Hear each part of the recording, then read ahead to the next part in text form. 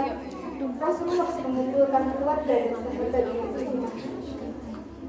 Esoknya, malaikat dan Jibril datang bertanya kepada Rasulullah.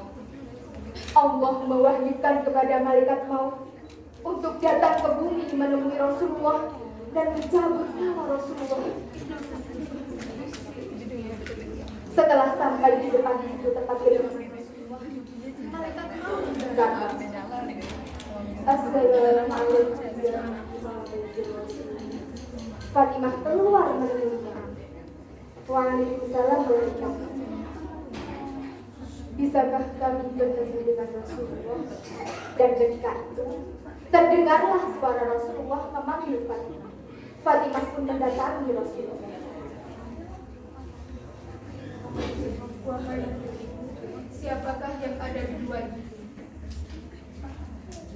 Wahai ayahku, yang ada di luar tadi adalah dua orang lelaki yang ingin bertemu dengan Rasulullah.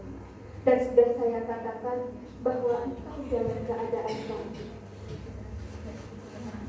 Fatimah, tahukah engkau siapa dia? Tidak, wahai ayah. Fatimah, dialah pemutus kebahagiaan sementara di muka bumi, dan dialah yang akan menjemput ayah. Seketika itu, Fatimah menangis.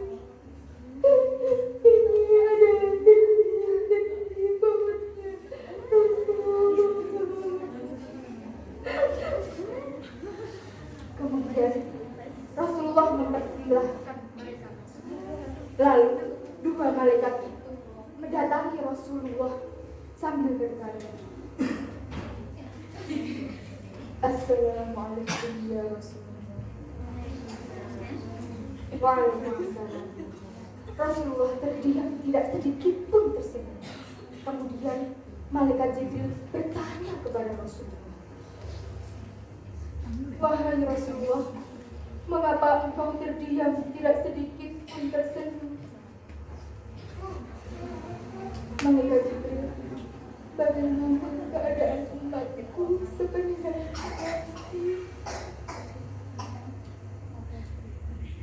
Wahai kekasih Allah, saya pernah mendengar Allah berfirman bahwa Allah mengharapkan surga bagi umat lain dan nabi lain sebelum engkau dan umatmu memasukinya. Mendekatlah wahai malaikat maut. Kemudian malaikat maut mendekati Rasulullah dan mencabut nyawa Rasulullah. Dan ketika sampai di pusar Rasulullah, Rasulullah bersabda,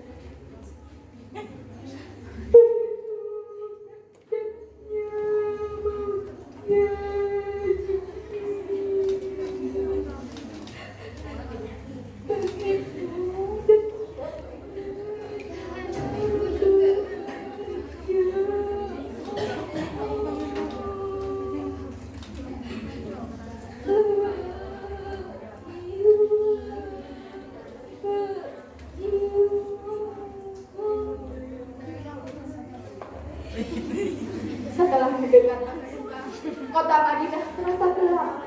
Orang-orang menangis histeris dan ada yang pingsan. Dan apa yang dilakukan oleh sahabat Umar? Dia lari. Rasulullah tidak meninggal. Rasulullah tidak makan. Dia hanya menghadap kepada Allah. Dan siapapun yang berani mengatakan Rasulullah wafat akan kepada membelanya. Abu Bakar mencoba menenangkan umat. Lalu Abu Bakar bersabda, barang siapa menyembah Muhammad, maka sesungguhnya Muhammad telah wafat. Dan barang siapa menyembah Allah, maka sesungguhnya Allah Maha Hidup, tidak akan mati. Lalu sahabat Umar tersungkur dan bersimpah air mata. Ya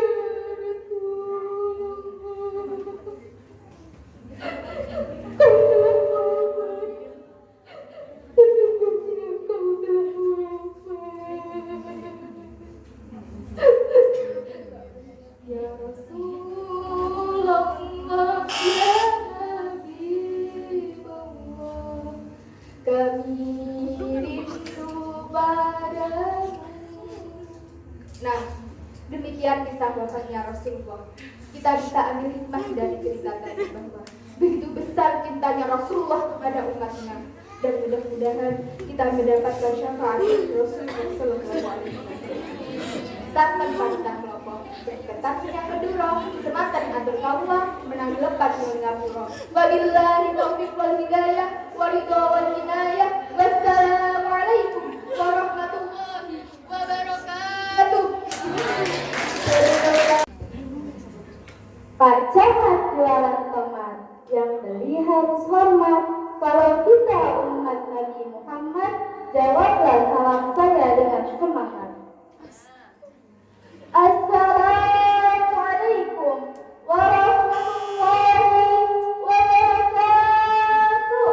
Waalaikumsalam warahmatullahi wabarakatuh. Pada kesempatan kali ini, saya akan menceritakan sebuah kisah yang berjudul Nabi Musa alaihi salam. Pada saat Nabi Musa lahir, Mesir diperintahkan oleh raja yang sangat zalim. Namanya adalah Fir'aun. Raja Fir'aun memerintahkan seluruh rakyatnya untuk menyembahnya seperti Tuhan. Pada suatu hari, Fir'aun mendapat ramalan bahwa akan ada bayi laki-laki yang baru lahir dari Bani Israel yang akan melengsarkannya. Karena ramalan tersebut, Fir'aun memerintahkan prajuritnya untuk membunuh seluruh bayi laki-laki yang baru lahir dari Bani Israel. Di suatu tempat, Musa lahir. Ibunya sangat khawatir anaknya akan dibunuh atas perintah raja. Allah Subhanahu wa Ta'ala memerintahkan kepada ibu Musa untuk menaruh bayinya di dalam peti dan dihanyutkan di sungai Nil. Aliran sungai menuju ke depan kerajaan sehingga ditemukan oleh istri Fir'aun yang bernama Asya. Mengetahui bahwa Asya memungut bayi laki-laki, Fir'aun kemudian mendatangi Asya.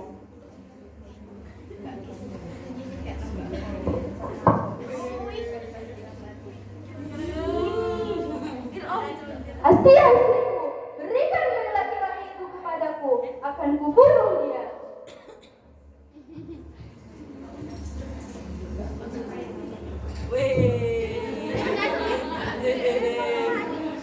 Jangan Kanda, jangan. Hamba sangat menyayangi bayi laki-laki ini. Izinkan hamba untuk merawat. Melihat betapa sayangnya Asya terhadap bayi laki-laki tersebut, akhirnya Fir'aun mengizinkan Asya untuk merawatnya. Dengan penuh kasih sayang, Asya merawat bayi laki-laki tersebut dan diberi nama Musa. Musa dididik layaknya putra raja.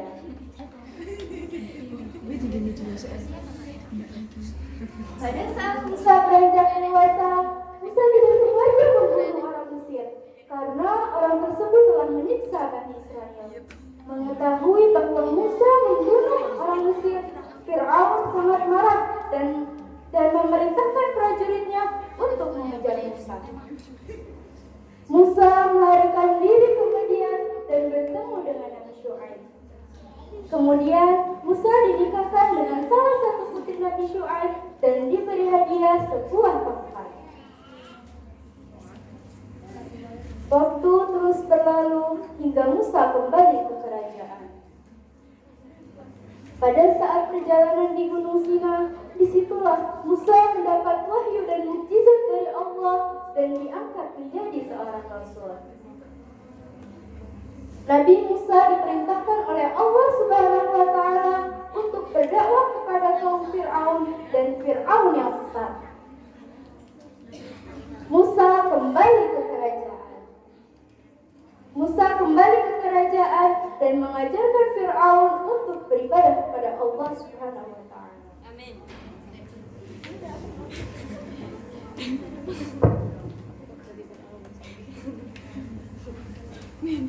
Hahaha, apa? Kau suruh aku untuk menyembah Allah? Hahaha, akulah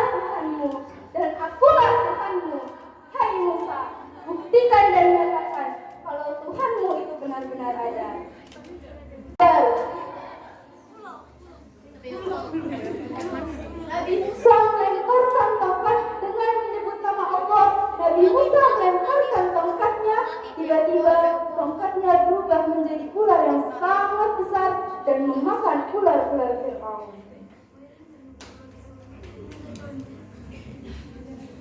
Nabi Musa dapat membuktikan kebenaran Allah. Fir'aun sangat murka dan memerintahkan prajuritnya untuk mengejar Musa dan pengikutnya. Nabi Musa dan pengikutnya menyelamatkan diri ke Mesir. Pada saat di tengah perjalanan, Nabi Musa harus melewati Laut Merah. Allah Subhanahu wa Ta'ala memerintahkan kepada Nabi Musa untuk memukul Laut Merah tersebut. Atas izin Allah, laut pun terbelah menjadi dua.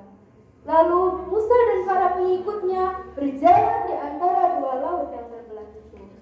Sementara Fir'aun dan pengikutnya terus mengejar Nabi Musa dan para pengikutnya.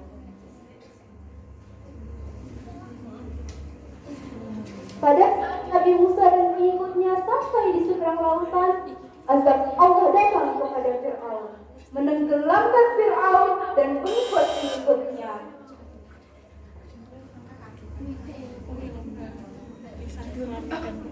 Mereka semua mati tenggelam di dasar lautan. Peristiwa ini sudah dituliskan dalam Al-Quran Surat Al-Baqarah ayat 50 yang berbunyi, A'udzu billahi minasy syaithanir rajim. Bismillahirrahmanirrahim. Wa idh faraqna bikumul bahra fa'anjaynakum wa aghraqna ala fir'auna wa antum tanzurun. Al-ayat yang artinya, dan ingatlah ketika kami membelah laut untukmu sehingga kamu dapat kami selamatkan dan kami tenggelamkan Fir'aun dan pengikut-pengikutnya sedang kamu menyaksikan. Teman-teman, apa sih makna dari kisah ini? Ingat ya, jangan sekali-kali kalian berbuat sombong dan semena-mena seperti Fir'aun, agar kita tidak mendapat azab dari Allah. Cukup sekian dari saya. Terima kasih atas perhatiannya dan mohon maaf atas segala kekurangannya. Jalan-jalan ke Pulau Putri. Tidak lupa beli kemiri. Kalah menang urusan dewan juri, yang penting Zalfa tampil percaya diri. Wabillahi taufiq wal hidayah. Wassalamualaikum warahmatullahi wabarakatuh. Assalamualaikum warahmatullahi wabarakatuh. Waalaikumsalam warahmatullahi wabarakatuh. Yang berjudul Penguasa Mesir Tampan dan Bijaksana. Ayolah kawan, jangan semua sebuah kisah yang pasti kau suka. Seorang nabi yang tampan dan takwa, dialah Yusuf, nabi yang mulia.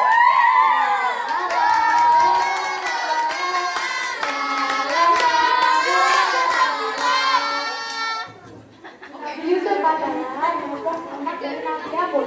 Dia merupakan anak yang ketujuh dari keluarga besar Nabi Musa. Sayang kepada Nabi Yusuf, karena dia mempunyai kaum yang tampan dan baik hatinya. Sampai-sampai saudara-saudara yang lain iri dan kepadanya. Ingatlah ketika Nabi Yusuf berkata kepada ayahnya, "Wahai ayahku, sesungguhnya aku bermimpi melihat 11 bintang, bulan dan matahari. Aku melihat semua sujud kepadaku.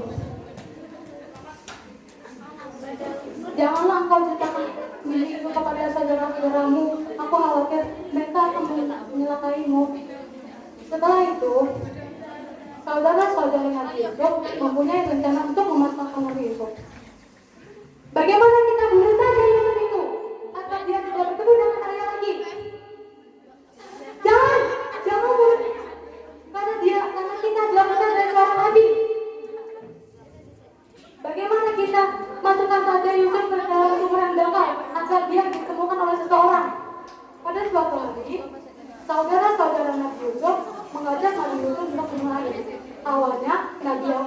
tidak memberi izin. Karena terus didesak, akhirnya dia memberikan izin. Akhirnya mereka menyusuri sungai. Ketika mereka sampai, Nabi Yusuf dibuka bajunya, lalu dipegang tangan kakinya.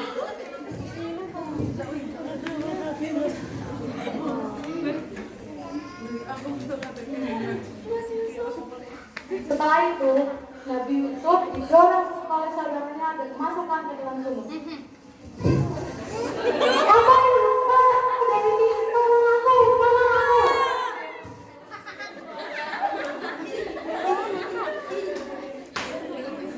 Setelah kembali ke rumah, saudara-saudara Nabi Yusuf mengalami cerita kalau Yusuf itu disimpan oleh saudara.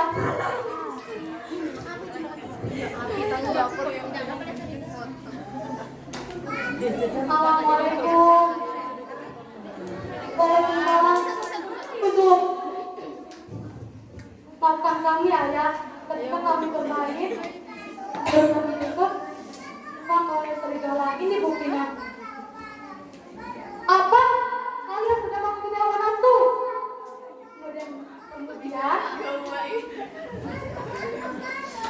Kemudian Nabi Yakub berdoa kepada Allah untuk meminta keselamatan Nabi Yusuf. Setelah itu, Nabi Yusuf ditemukan oleh sekelompok orang kafir. Dia dijual oleh orang Mesir itu dengan harga rendah dan dijual oleh penguasa Mesir yang bisa disebut dengan Raja Kipir dan bernama lain.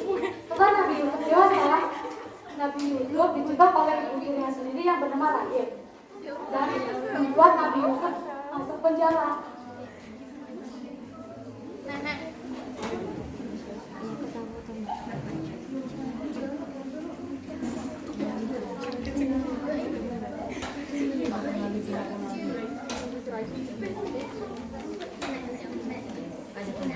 Pada suatu hari, Raja Kipir bermimpi 7 ekor sapi betina yang gemuk dimakan 7 ekor sapi yang kurus, 7 tangkai gandum yang hijau, dan 7 tangkai keongnya kering.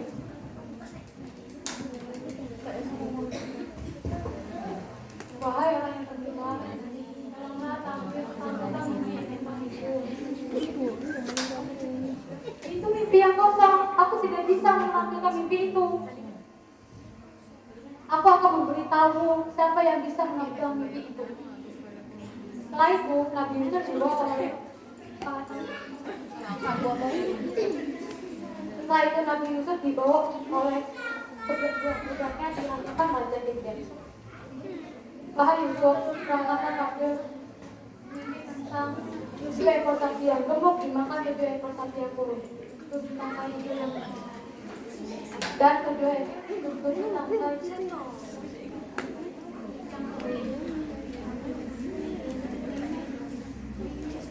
agar sapi yang bisa berkata agar kamu bersyukur.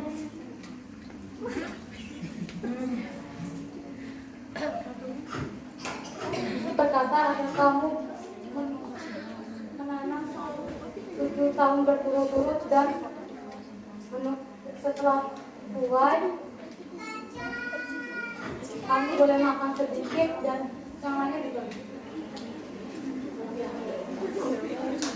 Hikmah yang dapat kita ambil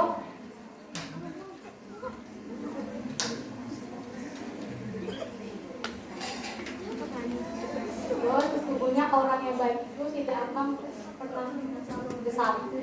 Demikianlah dapat saya sampaikan. Wassalamualaikum warahmatullahi wabarakatuh. Ayo kawan, mari dengarkan, saya akan bercerita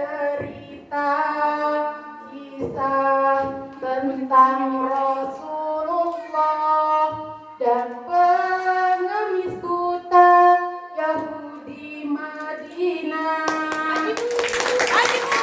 Assalamualaikum warahmatullahi wabarakatuh. Waalaikumsalam warahmatullahi wabarakatuh. Hai teman-teman, apa kabar? Semoga kalian dalam keadaan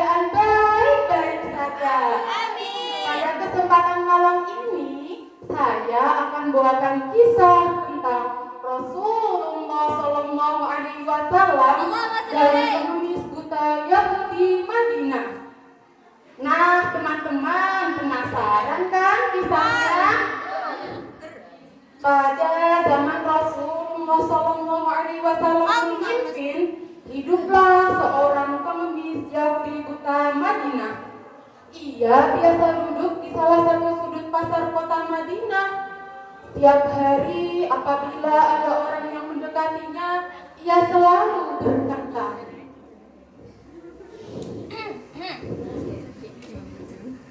"Wahai saudara-saudaraku, janganlah kalian dekati Muhammad. Dia itu pembohong. Dia selalu menyebarkan fitnah dengan agama barunya. Apabila kalian mendekatinya, pasti akan dipengaruhinya." Perkataan tersebut selalu menuai dari mulut pengemis itu setiap hari. Rasulullah Shallallahu Alaihi Wasallam setiap hari selalu datang kepada pengemis itu dengan membawa makanan. Tanpa berkata sepatah kata pun, Rasulullah memberikan makanan tersebut dan menyuapi pengemis itu dengan penuh kasih sayang.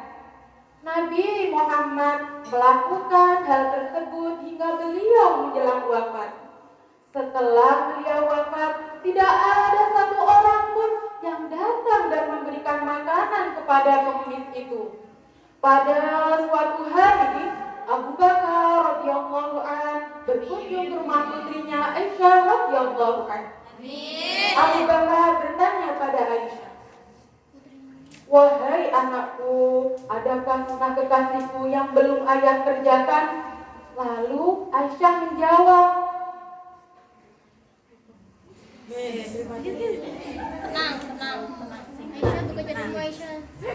"Wahai ayahanda, engkau adalah seorang ahli sunnah yang tidak ada satu sunnah pun yang ayah belum kerjakan, kecuali satu sunnah saja.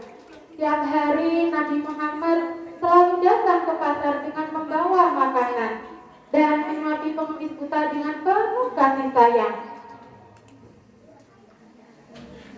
Keesokan harinya, Abu Bakar radhiyallahu an datang ke pasar dengan membawa makanan.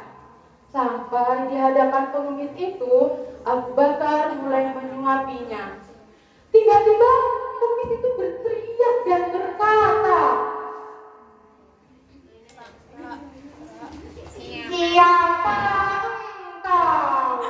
Engkau kasar sekali.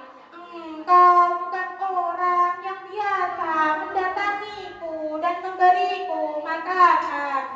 Apabila dia kesini, tidak susah untuk mulut ini mengunyah makanannya. Apabila dia menyuapiku, terlebih dahulu ia menghaluskan makanannya."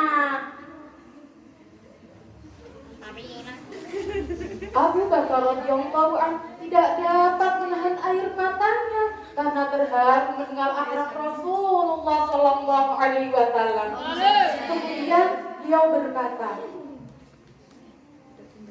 "Aku memanglah bukan orang yang biasa mendatangimu dan memberimu makanan. Aku adalah salah satu sahabatnya. Namaku Abu Bakar. Orang yang biasa mendatangimu dan memberimu makanan, ia telah wafat. Ia adalah Nabi Muhammad."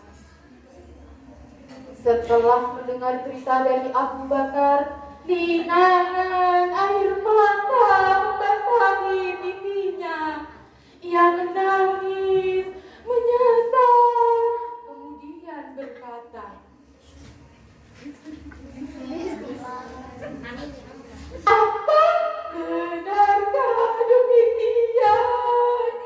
Selama ini aku telah menghinanya, membinanya, bahkan melecehkan harga dirinya. Namun dia tidak pernah marah kepada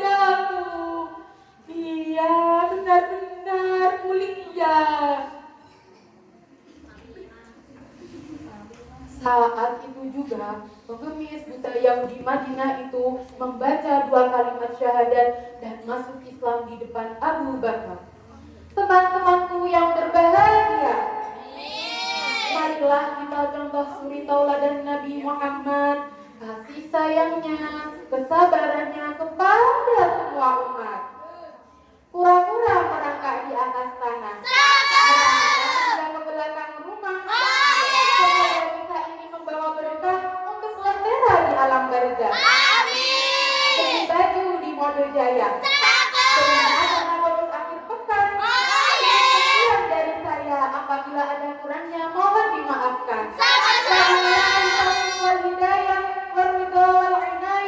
Wassalamualaikum warahmatullahi wabarakatuh. Waalaikumsalam warahmatullahi Assalamualaikum warahmatullahi wabarakatuh. Teman-teman, di sini saya akan bercerita tentang Imam Ahmad, Al-Ghazali dan Istighfar. Dikisahkan Imam Ahmad bin Hanbal bepergian untuk suatu keperluan, sampai-sampai beliau kemalaman di sekarang kami. Karena tidak ingin merepotkan siapapun, beliau pun untuk sholat sekaligus berniat bermalam di sana. Selesai sholat, dia tidak meregahkan ritual beliau di masjid kecil tersebut. Dia melepaskan sedikit kepenatan pada malam itu. Tiba-tiba sang penjaga masjid pun datang dan melarang beliau untuk tidur di dalamnya. Maaf, masjid ini bukan tempat tidur-tiduran, ucap sang penjaga masjid. Sang penjaga itu ternyata tidak mengetahui bahwa yang dihadapinya ini adalah ulama besar. Sementara itu, Imam Ahmad bin Hanbal juga tidak ingin memperkenalkan diri kepadanya. Beliau langsung keluar dan menuju teras masjid dengan niat beristirahat di teras masjid tersebut. Namun, sang penjaga masjid tetap saja mengusir beliau secara kasar. Saya kan sudah tegur Bapak tadi. Kalau di masjid sini bukan tempat tiduran, kenapa Bapak masih di sini? Bahkan sang penjaga masjid sampai menarik beliau ke jalanan. Tepat saat Imam Ahmad bin Hanbal berhubungan di jalanan itu, berintaklah seseorang yang ternyata berprofesi sebagai pembuat dan penjual roti. Akhirnya dia menawari dan mengajak beliau untuk menginap di rumahnya. Dia ternyata tidak mengetahui bahwa tamunya ini adalah Imam Ahmad bin Hanbal. Maaf Bapak, sepertinya Bapak sedang kebingungan. Kalau boleh tahu, Bapak ini siapa dan ingin sebanyak? Ucap si penjual roti. Saya adalah seorang musafir. Saya ingin pulang, tetapi saya kemalaman di kampung ini. Ucap Imam Ahmad. Kalau begitu, mari ikut ke rumah saya, Bapak. Ucap si penjual roti. Apakah nanti tidak mendapatkan Anda, Tuan? Ucap Imam Ahmad. Tidak, Anda tidak mendapatkan saya, sahabat. Ucap si penjual roti. Akhirnya mereka berjalan menuju rumah si penjual roti tersebut.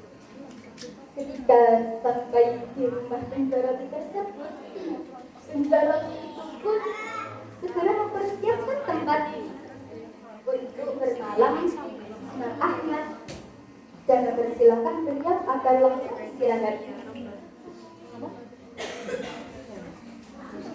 Silakan Bapak dipenuhi istirahat segala. Ucap si Bujawati. Hati Anda sudah menolong saya. Ucap Imam Ahmad. Sama-sama. Kalau begitu saya ke belakang dulu. Ucap si Bujawati. Sedangkan dia sendiri justru mulai bekerja dengan menyiapkan bahan-bahan untuk membuat roti yang akan dijualnya besok. Ternyata Imam Ahmad tidak langsung tidur. Beliau kalau perhatikan gerak-gerik membuat roti ini, dan ada satu hal yang paling menarik menurut beliau, yakni ucapan zikir istighfar yang senantiasa meluncur dari mulut beliau dari awal yang membuat akhir roti tersebut. Imam Ahmad itu menjadi penasaran, lalu bertanya, tidak dapat Anda membiasakan istighfar seperti itu? Sejak lama sekali ini sudah menjadi cita kebiasaan saya hampir dalam segala kondisi.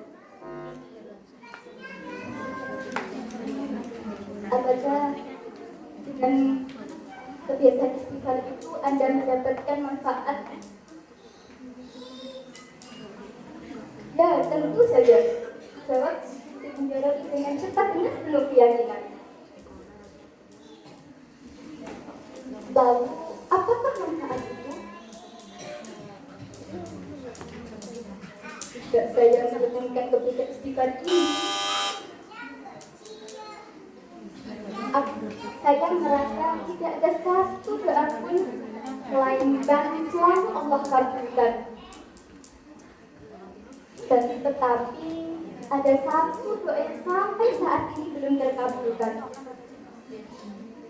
Aku pun semakin penasaran, lalu bertanya, apa gerangan doa yang satu itu? Dia pun menjawab, datang dari aku berdoa dipertemukan dengan ulama besar yang aku cintai dan aku agungkan. Beliau adalah Imam Ahmad bin Hanbal. Penjelasan dan jawaban dari penjara itu, Imam Ahmad bin Hanbal pun terkejut. Lalu berkata,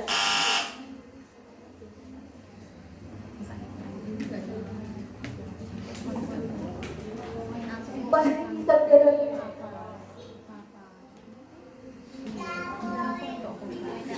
doamu telah terkabul oleh Allah. Itu pun terkejut, lalu berkata, bagaimana bisa? Di mana aku bisa bertemu dengan sang imam bantangku itu? Selanjutnya Imam Ahmad bin Hanbal menjelaskan dengan tenang. Ya benar, doamu telah dikabulkan oleh Allah. Ternyata ternyata semua perjalananku yang aku alami hari ini, mulai dari kemalangan di kampung ini,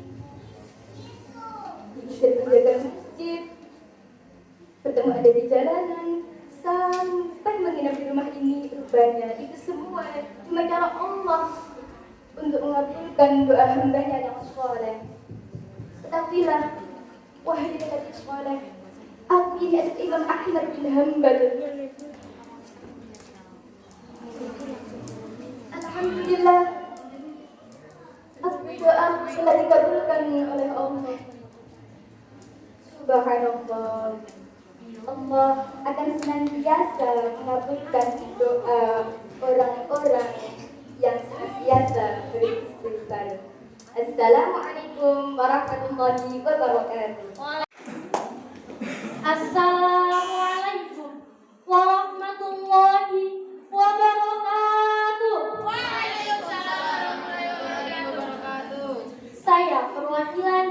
semangat al-barakah ingin mengisahkan sebuah kisah tentang kuda kesayangan Sayyidina Husain yang bernama Zuljannah.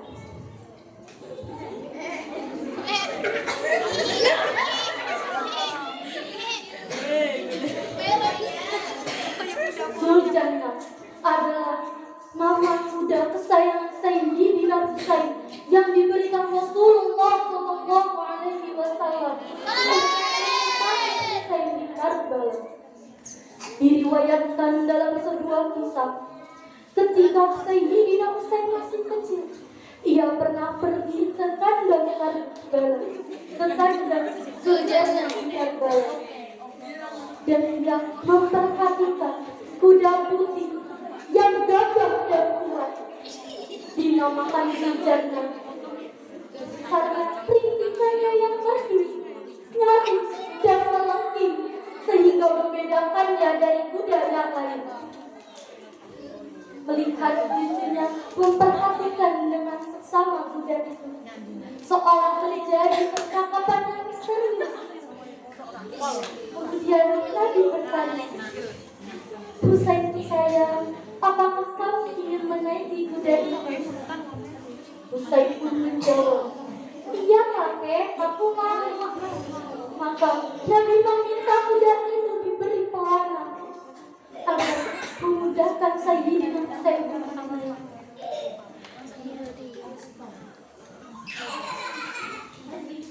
Sayyidina Husain mendengar, Zuljannah langsung berhenti merunduk seolah duduk di atas tanah.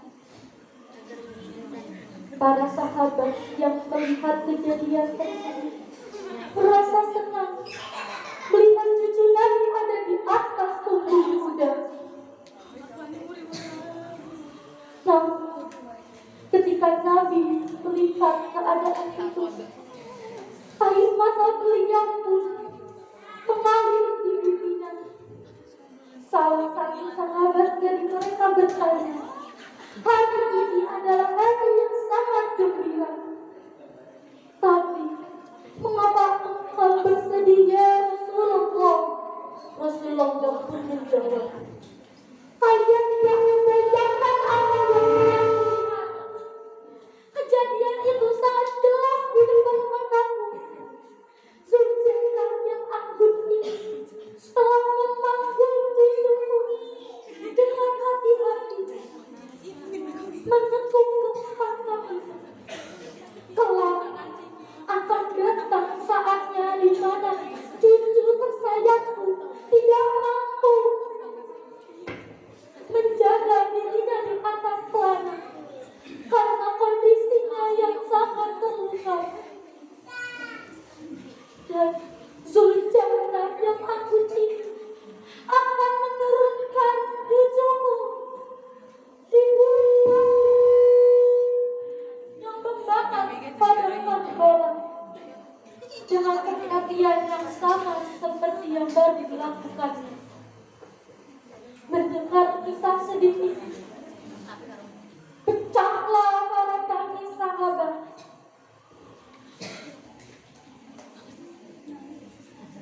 Saat peristiwa Karbala pada tahun 680 Masehi, Sayyidina Husain beserta para pengikutnya sekitar 70 orang dihadang oleh ratusan orang utusan Yazid bin Muawiyah di bawah Panglima Ubaidillah bin Ziyad.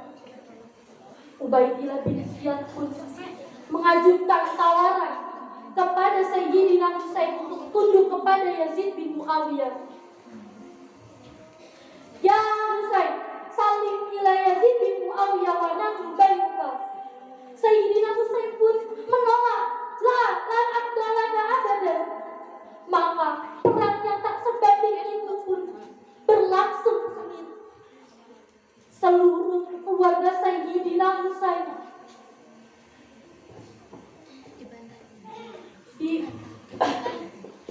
seluruh keluarga Sayyidina Husain berperang, bahkan sampai meninggal, termasuk perempuan, anak-anak, bahkan bayi. Tinggallah Sayyidina Husain sendiri. Sayyidina Husain pun menjadi bulan-bulanan ratusan tentara. Sayyidina Husain dicincang bak binatang buruan, kepalanya dipenggal dan dihinakan dengan bangganya mereka.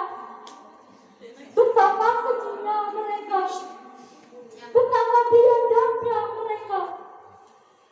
Demi kekuasaan dunia, buta mata dan hatinya sampai bangga berbuat begitu sadis terhadap Sayyidina Husain. Ketika Sayyidina Husain tertungkur pada pertempuran, Zuljanna berjalan mengelilinginya, melindungi junjungannya dari serangan musuh yang datang. Zuljanna pun mengusap kepala Sayyidina Husain yang bersimbah darah dengan kepalanya. Saat puluhan orang merangsek mendekati Zuljanna, dengan tegasnya Zuljanna mengibarkan kaki dan ekornya.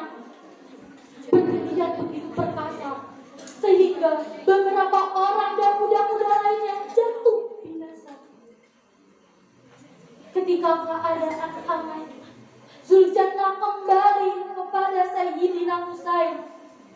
Ia mengusap dan menghirup darah yang mengalir dari kepala Sayyidina Husain. Ketika melihat Sayyidina Husain tidak bernyawa, Zuljanna pun meringkih dengan keras, menandakan kesedihan atas perpisahan dengan tuannya. Lalu Zuljanna berlari ke tenda perempuan dan anak-anak, seolah memberitahu bahwa junjungannya telah gugur di medan perang. Setelah itu, Zuljanna pergi dan tidak terlihat lagi.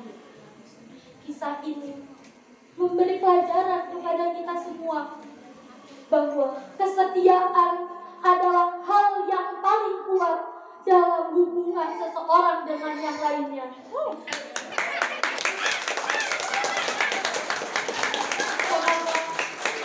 Allah Subhanahu wa Ta'ala merahmati cucu baginda Rasulullah Sayyidina Hasan dan Husain, dan semoga kita semua dapat menerima syafaat Rasulullah SAW. Cukup sekian kisah ini. Mohon maaf apabila ada salah kata. Billahi taufiq wal hidayah wa ridha wal inayah. Wassalamualaikum warahmatullahi wabarakatuh. Rasulullah dalam mengenangmu, tangis susuli lembaran sirahmu, pahit derip perjuanganmu membawa cahaya kebenaran.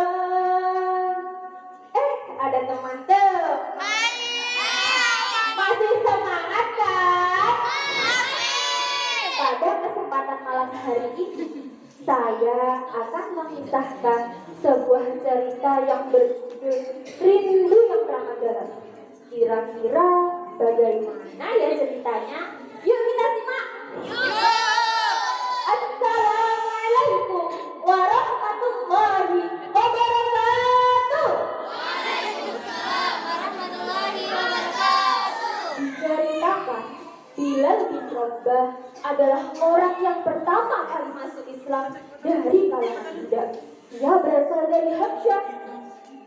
Bilal adalah budak yang dibebaskan oleh Sayyidina Abu Bakar radhiyallahu anhu dari kekejaman tuannya yang bernama Umayyah. Sejak saat itu, Bilal senantiasa menemani dan melindungi Rasulullah dimanapun ia berada.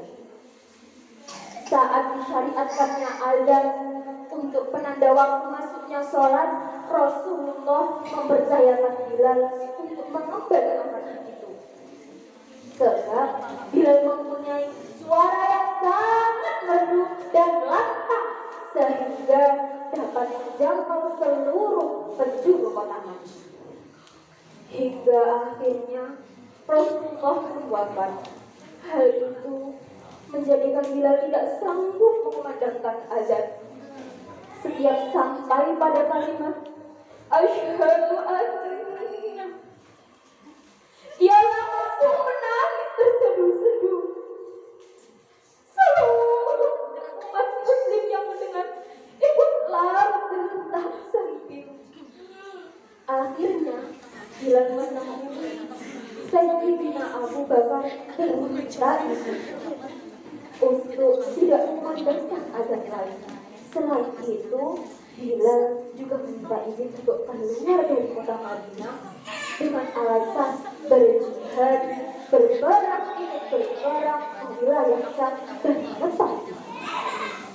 Berbulan-bulan lamanya, Bilal tidak pernah mengunjungi Mekah, Madinah, sehingga suatu malam saat Bilal tidur, tiba-tiba Bilal bermimpi bertemu dengan Rasulullah. Di dalam mimpinya Rasulullah berkata, "Ya Bilal, ma jawab qalbaka." Wahai Bilal, alangkah keringnya hatimu, alangkah tandusnya hatimu. Lama sekali kau tidak pernah mengunjungiku. Tidak adakah rasa rindumu padaku, wahai Bilal? Seketika itu teman-teman, Bilal bangun dari tidurnya. Ia menangis sejadi-jadinya. Ya Rasulullah, maafkan aku. Aku tidak bermaksud meninggalkanmu. Keesokan harinya, Bilal memutuskan untuk pergi ke Madinah dengan menaiki onta yang ia beli.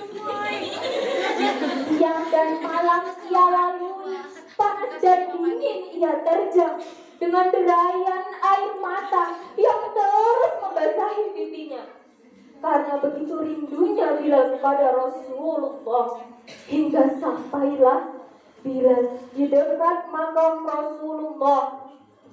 Ia bersimpuh dan mengucapkan salam dengan suara yang sangat parau.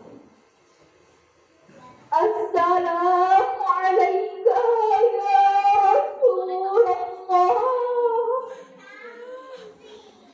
Assalamu alayka ya Nabi Allah. Assalamu alayka ya Habibullah. Tiba-tiba nampak dua cucu Rasulullah datang mendekatinya. Mereka adalah Sayyidina Hasan dan Sayyidina Husain.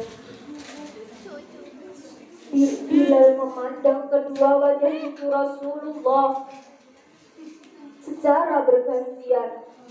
Kemudian Bilal berkata, "Ya Rasulullah, sungguh aku menemukan engkau ada pada diri cucu engkau, ya Rasulullah." Dengan berlinang air mata, Bilal memeluk arah kedua anak laki-laki itu. Seakan-akan ia melepas rindu pada Rasulullah. Tiba-tiba teman-teman, Sayyidina Husain berkata, "Wahai paman, maukah engkau ada sekali saja untuk kami? Kami ingin mengenang kakek." Bilal tidak bisa menolak permintaan kedua cucu Rasulullah. Setelah ditentukannya waktu azan, akhirnya Bilal naik ke menara tempatnya dahulu azan ketika Rasulullah masih hidup.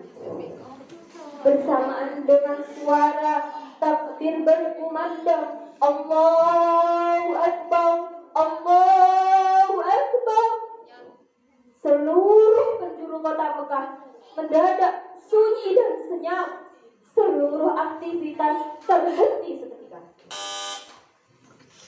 Bila terus mengumandangkan azan, sampailah lafaz asyhadu an la ilaha illallah. Seluruh penduduk Madinah berlari mencari sumber suara dan berteriak histeris, apakah Rasulullah hidup kembali? Apakah Rasulullah dibangkitkan kembali? Salah satu dari mereka berkata, tidak, itu adalah suara Bilal, muadzin Rasulullah yang telah lama tidak kita dengar. Suara Bilal mulai terdengar parau saat dia melafaz asyhadu anna. Dia tidak sanggup menahan air matanya. Kemudian dia berkata, lanjutkan azannya, aku tidak mampu. Seluruh penduduk Madinah yang melihat kejadian itu ikut larut dalam tangisan pilu karena begitu rindunya mereka kepada baginda Rasulullah SAW. Nah, teman-teman, dari cerita tadi semoga dapat menambah cinta kita kepada Rasulullah. Cinta di sini bukan sembarang cinta, tapi kita cinta dengan mengamalkan sunnahnya. Kita cinta dengan mencontoh akhlaknya. Kita cinta dengan dan mencintai beliau dalam segala hal. Sebagaimana hadis sebagai berikut. Almar'u ma'aman ahabba, almar'u yuhsyar ma'aman ahabba, anta ma'aman ahbabta. Kelak seseorang akan dikumpulkan bersama orang yang mereka cintai, dan engkau akan dikumpulkan bersama orang yang engkau cintai. Siapa yang cinta pada Rasulullah? Maka kelak akan dikumpulkan bersama Rasul. Siapa yang cinta kepada Vicky, maka kelak akan dikumpulkan bersama Vicky. Akhirul qauli tumbes punten angsal kumat kadah lepat kula nyuwun ngapunten. Wassalamualaikum warahmatullahi wabarakatuh. Assalamualaikum warahmatullahi wabarakatuh.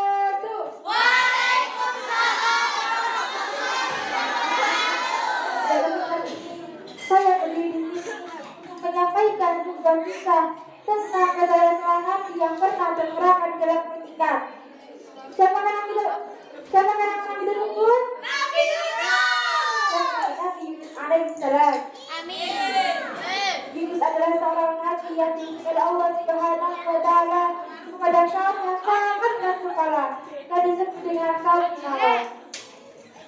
Sejarah ternyata bahwa Nabi Yunus adalah penyampai di kalangan Allah yang hadir kepada kaum Nawa. Di sebuah daerah di sekitar kota Masbul Irak, ia bertanggung jawab memutuskan kaum Nawa yang masih menyembah berhala sebagai Tuhannya. Namun selama 30 tahun berdakwah, tak banyak yang bertobat. Hanya 2 orang saja yang mengikuti seruannya, yaitu Lut dan Kat. Yunus pun kesal, ia hampir putus asa. Allah beri kesempatan kedua selama 40 hari. Namun selama 41 hari itu tak banyak yang mengikuti seruannya. Yunus pun kesal, ia hampir meninggalkan kaumnya. Nabi Yunus mewanti-wanti agar azab Allah datang menyinari kaum Ninawa. Azab Allah datang. Ketika azab Allah datang, tanda-tandanya. Langit, bintang, kaum Ninawa berlintang. Angin berbunyi dahsyat.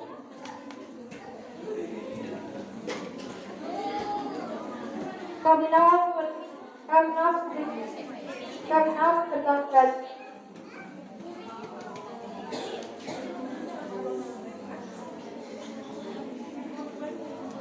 Allah Maha bertobat. Kami pun bertobat. Yunus pun pergi meninggalkan kaumnya. Saat itulah Yunus diombang-ambingkan dengan kehidupannya.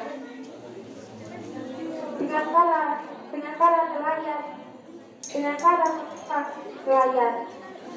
Yunus pun diuji, dan Yunus pun kalah. Yunus berlangsung menuju ke dalam laut. Allah kalah menjelaskan. Yunus berlangsung ditelan oleh paus dengan berat-berat. Dan Yunus pun berdoa, La ilaha illa anta subhanak inni kuntu minal zalimin. Disinilah hidayah Allah menyinari kaum Ninawa. Dan akhirnya kaum Ninawa pun mengikuti agama Allah. Mereka menyadari bahwa Nabi Yunus adalah yang paling utama Allah Ta'ala.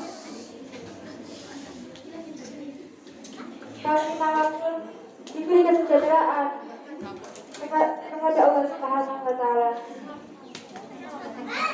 Demikian yang saya sampaikan, kurang lebihnya mohon maaf.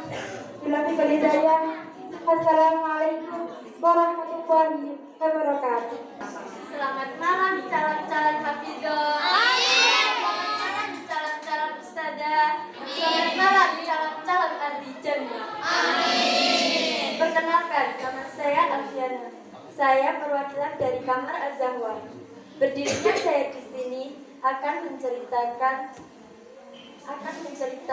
kisah Islami yang sangat menyentuh hati untuk memeriahkan acara Maulid Nabi Muhammad Sallallahu Alaihi Wasallam, yaitu kisah seorang pengemis Yahudi buta yang selalu menghina Rasulullah Sallallahu Alaihi Wasallam. Walaupun saya terakhir, tapi jawab salam saya dengan semangat ya. Iya. Assalamualaikum warahmatullahi wabarakatuh. Waalaikumsalam warahmatullahi wabarakatuh. Pada zaman dahulu, di suatu tempat, yaitu pasar di kawasan Madinah Al-Munawwarah, ada seorang pengemis Yahudi buta yang selalu meminta-minta.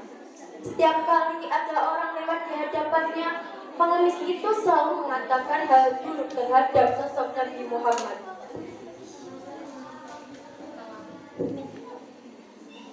Wahai saudaraku, jangan dekati Muhammad. Dia itu orang gila, pembohong, tukang sihir. Apabila kalian mendekatinya, akan dipengaruhinya. Kata pengemis itu. Dari hari ke hari, pengemis itu selalu mengatakan hal sama secara berulang, agar siapa saja dapat berhati-hati pada Muhammad yang menurutnya punya pengaruh buruk. Nabi Muhammad yang mengetahui perbuatan pengemis itu sama sekali tidak merasa marah atau kesal. Beliau justru memberi makan dan menyuapinya dengan penuh kasih sayang. Selama memberi pengemis makanan, Nabi Muhammad tidak pernah berkata apapun dan cukup diam mendengarkan setiap perkataan pengemis tersebut. Nabi juga rela meluangkan waktunya setiap pagi untuk menyiapkan makanan kepada pengemis buta tersebut. Kebiasaan itu terus berlanjut setiap hari. Bahkan pengemis itu tahu bahwa yang menyuapinya selama ini adalah Nabi Muhammad yang ia benci. Hingga suatu hari Rasulullah wafat. Lalu Aisyah radhiyallahu anha berpesan pada Abu Bakar tentang kebiasaan Nabi Muhammad yang selalu memberi pengemis makanan. Abu Bakar segera datang menemui pengemis di pasar sambil membawa makanan. Ketika diberi makanan oleh Abu Bakar, pengemis itu menolak karena ia tahu bahwa yang memberi darinya makanan kali ini bukanlah seperti orang yang biasanya. Pengemis yang menolak makanan dari Abu Bakar berkata bahwa orang yang biasa mendatanginya selalu menyuapi, bahkan mengharuskan makanan terlebih dahulu sebelum diberikan pada pengemis tersebut. Mendengar cerita dari pengemis tersebut, Abu Bakar hanya bisa menangis karena ia tahu betapa mulianya Nabi Muhammad kepada semua orang, sekalipun pada orang yang telah menghinanya.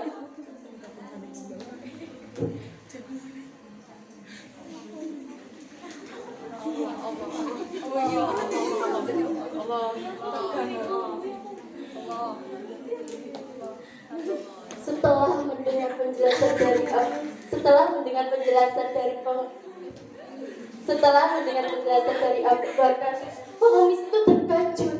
Ia ikut menangis dan berkata, benarkah demikian? Selama ini aku selalu menghinanya, menghinanya, dan ia tidak sedikit marah kepada aku. Ia datang kepada aku dengan membawa makanan setiap pagi. Ia begitu mulia, ucap pengemis itu. Usai kejadian tersebut, pengemis buta yang selalu menghina Nabi Muhammad langsung mengucapkan syahadat di hadapan Abu Bakar. Akhirnya pengemis itu masuk Islam. Hal ini menjadi bukti bahwa kasih sayang, kelembutan, dan kebaikan Nabi Muhammad dapat menggerakkan hati semua orang dan membuatnya memeluk Islam. Itulah kisah cerita tentang pengemis buta yang selalu menghina Nabi Muhammad hingga akhirnya menyesal. Dari cerita tersebut, kita semua dapat memetik hikmah bahwa Nabi Muhammad merupakan sosok yang sangat mulia. Dengan kesabarannya yang luar biasa, ia tak sekalipun membalas makian, justru tetap berbuat baik. Semoga kisah dan akhlak Rasulullah SAW ini dapat diteladani oleh seluruh umat manusia. Amin. Itulah yang dapat saya sampaikan. Ada kurang lebihnya saya mohon maaf yang sebesar-besarnya. Bunga melati di pekarangan, tumbuh cepat segera besar. Saya masih banyak kekurangan, maklum masih tahap belajar. Wassalam.